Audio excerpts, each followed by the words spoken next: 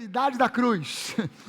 A realidade da cruz. E nessa série, a gente está querendo responder a seguinte pergunta: o que realmente aconteceu na cruz do Calvário?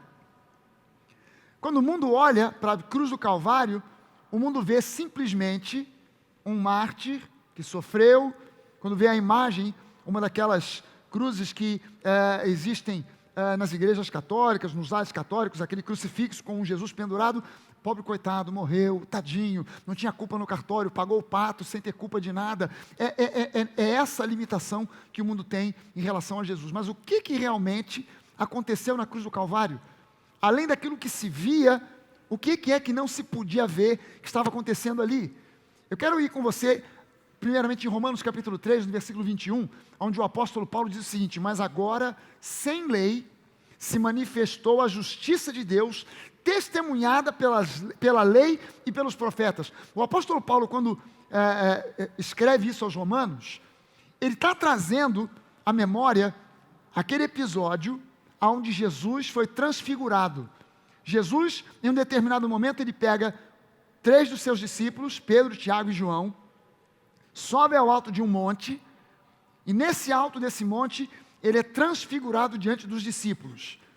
E de repente vem uma nuvem, envolve a todos eles, e quando Pedro olha, a Bíblia diz que Pedro, olhando para no meio daquela nuvem, ele vê Jesus no meio, de um lado Elias, de outro Moisés. Moisés apontando ou representando a lei, Elias apontando ou representando os profetas.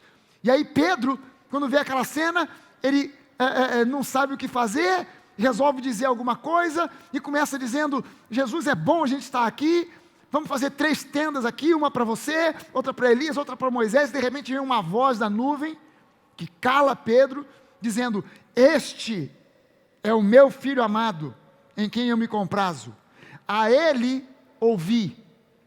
E quando Pedro ouve essa voz, ele olha novamente, ele já não vê nem Elias, nem Moisés, mas apenas Jesus, que estende as mãos sobre eles que estavam caídos, prostrados com medo, e Jesus diz: não temam, levantem-se, fique de pé, levanta-te e brilha, não temas. A lei e os profetas testemunhando a presença e a glória de Jesus, a ele ouvi. O livro de Hebreus começa dizendo assim: em outros tempos, em outras épocas, houve tempo em que Deus nos falou através dos profetas, através da lei. Hoje Ele nos fala em Jesus, através de Jesus. Ele nos fala através dele. Essa é a época da graça. E ele diz aqui que agora, sem a lei, se manifestou a justiça de Deus, testemunhada pela lei e pelos profetas. A lei não trouxe a justiça, os profetas não trouxeram a justiça, Jesus trouxe a justiça na cruz do Calvário. E a ressurreição de Jesus foi a manifestação final da justiça de Deus, se manifestando a nós. Na cruz, nós somos justificados, mediante o derramamento do sangue inocente de Jesus em nosso favor. Levante uma das suas mãos e diga isso: na cruz do Calvário, eu fui justificado. Em Cristo eu fui justificado, e hoje eu sou justiça de Deus. Aleluia, amém? Em Cristo você e eu hoje somos justiça de Deus. Isso significa o seguinte: na cruz, aquilo que se via não era aquilo que estava acontecendo no mundo espiritual. No mundo espiritual, ali, Jesus estava destruindo a nossa velha natureza e construindo, edificando a nossa nova natureza. Na cruz, você e eu não sofremos uma reforma, um upgrade. A gente hoje usa esses termos, né? Meu apartamento está precisando de uma reforma. Aí alguém vai lá, você contrata uma empresa, ou você mesmo assume de fazer a obra, e depois de um tempo quem entra, pensa que o apartamento é novo. Não é novo, ele é velho, só sofreu uma reforma. Jesus, ele não fez uma reforma, ele não fez em você um upgrade. O teu computador está precisando de um upgrade. Não, ele não fez um upgrade, uma reforma. Na cruz, Jesus não pegou a sua velha natureza e colocou Durepox, massa corrida, esparadrapo, band-aid, pintou e entregou de volta. Não, ele destruiu aquilo que já estava ruim. Ele olhou e falou assim, isso aqui não tem conserto, então tem que destruir, botar abaixo a velha estrutura e construir uma nova estrutura. 0 quilômetro. Você hoje em Cristo é uma nova criatura, e assim, se alguém está em Cristo, é uma nova criatura, não é uma criatura reformada, reestruturada, refeita, não, é uma nova criatura. A antiga estrutura foi destruída, colocada abaixo, e Jesus não aproveitou o entulho para fazer uma obra nova. Ele jogou o entulho fora e usou material novo para fazer uma nova estrutura. Em Cristo, você e eu somos uma nova criatura. Amém? Nós somos justificados, nós somos justiça de Deus. Deus podia ter enviado Jesus já um adulto feito, não podia? Podia ou não? Podia. Será que não podia acontecer? Jesus sair de dentro de uma caverna? Gente, cheguei, estou aqui, hein? Messias, alô. Mas ele passou por essa experiência de vir como uma semente no ventre de uma jovem, se desenvolver como um bebê, sofrer todo o trauma de um parto, depois ser amamentado, depois crescer, ter dente, nasceu sem, nascer dente, cabelo, crescer, e aprender, e passar a ser criança, depois um adolescente, então depois chegar a ser um adulto, e morrer jovem. Jesus morreu jovem com 33 anos, ele morreu jovem. Para que Jesus morreu jovem? Para que você e eu possamos viver vida longa, amém? Para que você e eu possamos viver uma vida longa. Jesus passou pela experiência de se tornar um ser humano, embora ele pudesse vir como um ser humano, mas já um adulto feito, mas ele passou por essa experiência para que você entenda que ele se identifica com você, que ele entende quem você é, que ele entende o que você passa, que ele entende o sofrimento e as lutas que você enfrenta, porque ele também enfrentou as mesmas lutas e dificuldades.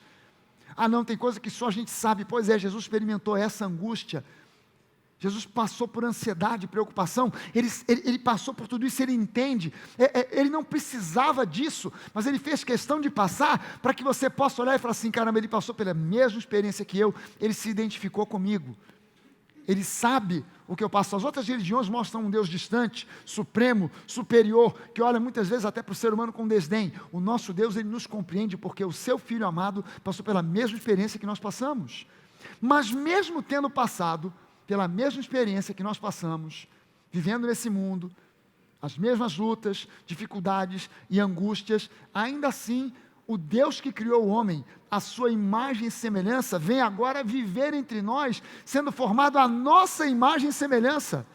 Gente, olha só que coisa louca. O Deus que te criou, que me criou, que nos criou, a sua imagem e semelhança, vem aqui a esse mundo, para ser formado agora a nossa imagem e semelhança, para se identificar conosco. Mas mesmo tendo se identificado conosco, é interessante que Jesus nunca chamou Maria de mãe. Você já reparou isso? Que você lê os evangelhos, e você vê que Jesus nunca chamou Maria de mãe. E até as poucas vezes que a Bíblia fala de Jesus conversando com Maria, ele chamou ele de mulher. E a gente lendo dá a impressão até de ser uma coisa meio desaforada, né? Você vê, por exemplo, nas bodas de Caná, Maria recebe a notícia dos noivos de que o vinho tinha acabado. Aí ela pensa, Jesus pode dar um jeito. Aí ela vai e fala com Jesus. E Jesus vira para ela e diz, mulher, que tenho eu contigo? Não é chegar na minha hora? Cara, dá a impressão de um filho desaforado, né? Que garoto mal educado. Onde é que já se viu uma coisa dessa? Que desrespeito com a mãe. Mulher, que tenho eu contigo. Mas essa maneira parece uma maneira desaforada na nossa cultura. Na cultura da época não era. Era como se hoje nós nos referíssemos, nós homens, nos referíssemos a uma jovem. Senhorita, por favor, pode sentar. Ou, pois não senhora, pode ficar à vontade, pode sentar e tomar esse lugar. Era uma maneira respeitosa até de se referir a uma mulher. Jesus nunca chamou Maria de mãe. Por quê? Você já parou para fazer essa pergunta? Por que a gente não tem muitas respostas sobre coisas que a Bíblia diz? Porque a gente não pergunta. A gente só lê e escreveu, está lá. Está escrito, amém. Fecha a Bíblia e vai dormir. Se você fizesse perguntas, você receberia respostas. Por que Jesus nunca chamou Maria de mãe? Porque, por mais chocante que isso possa parecer, para muitos, o sangue de Maria era sangue humano manchado pelo pecado, como qualquer um de nós. E o sangue de Jesus era sangue divino, imaculado pelo pecado. Você já deve ter ouvido falar, os católicos aprendem isso, sobre a Imaculada Conceição. Eu não quero falar aqui como crítica aos nossos irmãos católicos, por favor, não é nada disso. É apenas um esclarecimento, porque na verdade o católico, coitado, ele não inventou isso. Isso foi algo que foi inventado no ano de 1500, por alguém que estava lá vivendo naquela época, que não tem nada a ver com a gente que está vivendo aqui agora. Mas presta atenção, você já ouviu falar da Imaculada Conceição, não já? Sabe o que é a Imaculada Conceição? É a seguinte doutrina: os católicos, em 1500, chegaram à conclusão de que uma vez que Jesus nasceu sem pecado, necessariamente Maria teria que ter sido concebida sem pecado. Ela é a Imaculada Conceição. Concepção. Ela também foi concebida sem pecado. Ou seja, Maria também foi concebida pelo Espírito Santo. Só que isso cria um problema. Se Maria também, como Jesus, foi concebida pelo Espírito Santo, a mãe de Maria teria que ter sido concebida pelo Espírito Santo sem pecado. Mas isso também cria um outro problema. A mãe da mãe de Maria teria que ter sido concebida também pelo Espírito Santo sem pecado. Mas isso cria um outro problema. A mãe da mãe de Maria teria que ter sido concebida também sem pecado para gerar uma filha sem pecado. Isso vai andando para trás até chegar em Eva. Ou seja, na família de Jesus, todas as mulheres foram concebidas não por relação sexual, mas por alma, por obra do Espírito Santo. Se tornou a própria Igreja Católica criou para si um rolo que eles mesmos não conseguem explicar. A verdade é que o sangue de Maria era um sangue humano contaminado pelo pecado, tanto quanto eu e você. Quer uma prova disso? Maria fica grávida de Jesus. E ela fica sabendo, por revelação de um anjo, que a sua prima Isabel também estava grávida de João Batista. Só que ela estava já com 6 meses de gravidez, e Maria estava recém-grávida, com menos de 1 mês de gravidez. Aí a Bíblia diz que Maria foi fazer uma visita à sua prima Isabel. E quando ela chega lá, leia isso em Lucas capítulo 1, quando Maria chega, a Bíblia diz que Isabel foi tomada pelo Espírito Santo, e ela faz um elogio a Maria, dizendo: Maria, bem-aventurada és tu acima de todas as mulheres. Amém? Amém uma ova. Porque você não lê a Bíblia. Porque se você fosse ler, você ia ver que o que Isabel disse foi: Maria, bem-aventurada és tu entre as mulheres. Não acima de todas as mulheres, mas entre as mulheres. Ou seja, as mulheres são bem-aventuradas e você é bem-aventurada entre as mulheres. Bem-aventurada é abençoada, feliz, próspera, vitoriosa, entre as mulheres, não acima das mulheres. Por que isso? Porque Maria era uma mulher comum, como qualquer outra mulher, que foi concebida por um relacionamento comum, como qualquer outra criatura, mas ela concebeu a Jesus sem pecado. Não é que a relação sexual seja pecado, mas é que não houve contaminação de sangue pecaminoso. Amém, gente? Mas o sangue da mãe não passa para o bebê? Não passa. Na época de Jesus, ou há 100 anos atrás, se pensava que o bebê, na barriga da mãe, era alimentado pelo sangue da mãe. Que o sangue da mãe vinha na placenta, entrava no bebê, circulava pelo bebê, dava para o bebê proteína, alimento, vitamina, depois voltava para a mãe. Hoje a gente sabe que não é assim. Quando você olha uma placenta no microscópio, você vai ver que o final da circulação da mãe na placenta termina, os vasos vêm, fazem uma curva, que a gente chama de dedo de luva, como se fosse um dedo mesmo de uma luva. E os vasos do cordão umbilical vêm na placenta com a mesma estrutura. E eles não se juntam assim, eles se juntam assim, um ao lado do outro. E o sangue da mãe vem, e quando entra nessa estrutura microscópica, os elementos que são o alimento, proteína, lipídios, glicídios, vitaminas, extravasam para fora do vaso. Os vasos do bebê captam esses alimentos, passam para o bebê, mas o sangue da mãe nunca entra em contato com o sangue do bebê. Se entrasse em contato, o bebê morria. O bebê é sangue B positivo, a mãe A negativo. No momento que A negativo com B positivo entrasse em contato, o bebê, ao longo de um prazo de alguns meses, morreria. Mas não entra em contato, porque o sangue de Maria era sangue humano natural, o sangue de Jesus era sangue divino sobrenatural. Amém, gente? Era um sangue divino sobrenatural. Romanos 5,17 diz para nós que se pela ofensa de um, Adão, e por meio de um só, reinou a morte, muito mais, os que recebem a abundância, da graça e o dom, o presente da justiça, reinarão em vida por meio de um só, saber Jesus Cristo. Levante uma das suas mãos e diga isso: eu fui chamado para reinar em vida. Diga a pessoa que está do seu lado, meu irmão, você foi chamado para reinar em vida.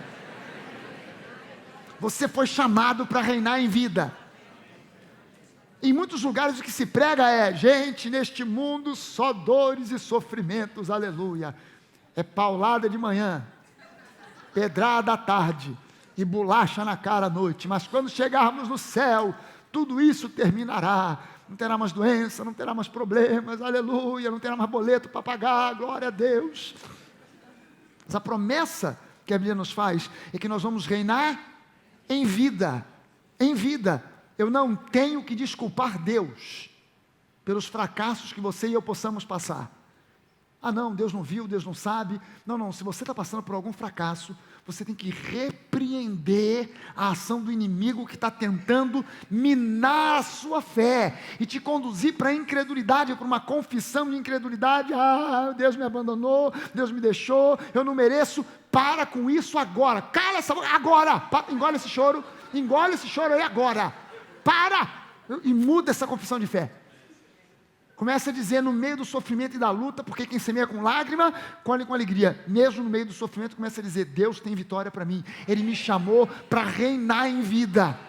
Ele me chamou para reinar em vida. Amém, gente? Ele te chamou para isso. Grave esse conceito. Você foi chamado para reinar em vida. Mas quem é aquele que reina em vida? É aquele que recebe a abundância de graça e o dom, o presente da justiça. Em Cristo, por causa da obra da cruz, Deus te chamou para reinar em vida. Na cruz, Jesus estava te convidando para reinar com Ele em vida, mas isso é algo que se realiza pela fé, e a fé vem pelo ouvir, o ouvir da pregação, da palavra, não, de Cristo.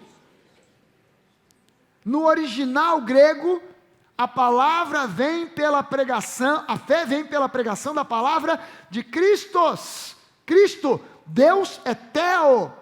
Não diz que a fé vem pela pregação da palavra de Theo, vem pela pregação da palavra de Christos. A palavra de Theo, Deus, é de Gênesis a Apocalipse, que inclui a lei. Mas a palavra de Cristo é a palavra da nova aliança, é a palavra da graça. Aqueles que recebem a abundância da graça e o dom da justiça, esses reinarão em vida. Quando você ouve mensagens que te encorajam a você entender o que você possui, que é abundância de graça. Diga isso: eu possuo graça em abundância na minha vida. Quando você começa a escutar sobre a sua nova identidade, quem você é, o que você pode, o que você possui, diga isso: eu posso. O que a Bíblia diz que eu posso. Eu possuo o que a Bíblia diz que eu possuo. E eu sou o que a Bíblia diz que eu sou. Aleluia! Quando você ouve esse tipo de mensagem, isso é o que provoca em você amadurecimento, crescimento espiritual e fé. A fé vem pelo ouvir, não é qualquer mensagem que produz fé. Eu já ouvi muitas mensagens que produziram em mim um pouco mais de conhecimento bíblico. Eu já ouvi algumas mensagens que produziram em mim até mesmo um pouco de depressão e melancolia. Mas eu já ouvi algumas mensagens que me fizeram pular e dizer: caramba, eu posso agora sair, pode vir o inferno, se vier o inferno vai levar na cara. Porque eu estou municiado, eu estou armado, eu estou fortalecido na fé, e pode vir o diabo em pessoa, quem vai correr é ele. É esse tipo de mensagem que faz com que você saia para vencer e reinar em vida. Amém, gente? Ah, Jesus na cruz, meus irmãos, vamos chorar juntos. Oh, Jesus na cruz, sofrendo. Não, isso provoca melancolia, tristeza. É bíblico, Jesus na cruz, mas Ele ressuscitou. Ele não ficou pendurado naquela cruz. Ele saiu dali. Ele foi para uma sepultura, mas da sepultura no terceiro dia, Ele ressuscitou em glória e nós ressuscitamos com Ele. Amém? Eu preciso de chegar a esse ponto de celebrar, ouvindo quem eu sou, o que eu posso, o que eu possuo, a abundância da graça. Agora, o exercício da fé, que vem pelo ouvir, se faz pelo falar. é através da confissão de fé. Aquilo que você diz é a sua fé falando. Você tinha que fazer um exercício. Quem é aqui que tem smartphone? Não entendi, pastor. iPhone. Ou qualquer coisa parecida, que grava, que tira foto. Quem tem? Todo mundo. Você devia pegar, botar no gravadorzinho e passar o dia gravando o que você diz. No final do dia, antes de dormir, você para ouvir. Eu disse isso, meu pai do céu. Não é possível. Eu falei isso? Que palavrão cabeludo é esse, Jesus? Fui eu que falei? Ai, meu Deus, que incredulidade é essa? Não é possível. Você devia parar para ouvir o que você fala, porque a boca fala do que está cheio o coração, e o coração ele vai se enchendo daquilo que você ouve. Quando você ouve palavras de fé, o seu coração se enche de quê? Mas quando você ouve palavras de incredulidade, seu coração se enche de quê? Quando você ouve palavras de melancolia, seu coração se enche de quê? Gente, Deus nos criou assim. Deus nos criou assim. Você ouve algo, aquilo que você ouve enche o seu coração. Quem já foi a algum filme e durante o filme você chorou? A mocinha do filme, pastor, o senhor não sabe, tinha que chorar. O casal romântico, a mocinha do filme, dando seus últimos suspiros nos braços do seu amado, dizendo para ele: não se esqueça jamais que eu te amo.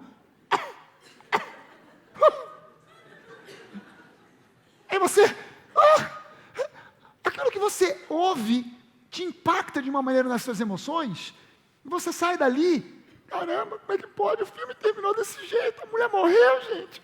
Eu pensei que ela ia ser curada no final do filme, não foi. Meu Deus do céu. Você passou uma semana pensando naquele desgraça. Você passa uma semana, a pessoa diz para você: vou assistir o filme, não vá.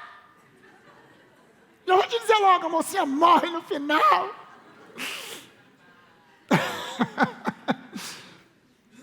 A gente é impactado por aquilo que a gente ouve. Aquilo que a gente ouve pode nos levar para melancolia, para tristeza, ou para alegria, para vibração. E eu preciso ouvir palavras que gerem em mim a convicção e a certeza de que eu estou assentado com Cristo em lugares celestiais para reinar em vida. Amém? Aleluia! O turning point da nossa vida, o ponto de virada acontece quando você começa a confessar a sua nova identidade em Cristo, que foi conquistada na cruz. A sua nova identidade não foi conquistada por você no dia que você se converteu. Ela foi conquistada, construída para você na cruz do Calvário, há 2000 anos atrás. E esse é um ponto crucial para se começar a reinar com Cristo em vida. A sua confissão de fé. A sua confissão de fé. A sua confissão de fé, ela tem uma importância tremenda. Os discípulos pediram isso para Jesus. Jesus, ensina-nos a orar. Marcos capítulo 11. Ensina-nos a orar. Aí Jesus diz: ok, vocês querem que eu ensine a orar? Vamos começar pelo ponto número 1. Tenham fé em Deus. Mas se você ler essa frase no original grego, a tradução possível é: tenham a mesma qualidade, o mesmo tipo de fé que Deus tem. Sobre o que Jesus estava se referindo? Gênesis capítulo 1. E Deus disse: haja luz. Quando Deus disse haja luz, apareceu algo além da luz? Não. Depois Deus disse haja terra. Além da terra aconteceu alguma outra coisa? Não, as coisas foram acontecendo conforme Deus dizia: haja luz, haja terra, haja água, haja separação agora entre água doce e água salgada, haja animais selvagens, haja animais domésticos, e as coisas foram acontecendo conforme Deus exercitava a sua fé. Tenham a mesma qualidade de fé que Deus tem, porque eu afirmo a vocês que se vocês disserem a esse monte, não é pensar sobre o monte, não é refletir sobre o monte, não é meditar sobre o monte, não é jejuar a respeito do monte, é falar ao monte. Se você falar ao monte, ergue-te, lança-te no mar e não duvidar no seu coração, aquilo que você diz é o que você vai receber. É esse o nível que Jesus coloca a confissão de fé. Aquilo que você diz tem poder para fazer com que você reine em vida ou que você apanhe do diabo todo dia em vida. O que você prefere, apanhar todo dia ou reinar? Aleluia. São B, vou dar cola para você, reinar. Colossenses 2, de 9 e 10 diz: portanto, nele, em Cristo, habita corporalmente, fisicamente, toda a plenitude da divindade. Também nele estáis aperfeiçoados. O primeiro versículo fala sobre Jesus. O segundo versículo fala sobre nós. O primeiro diz que que nele habita toda a plenitude, mas que agora você e eu, nele, já estamos aperfeiçoados. Amém?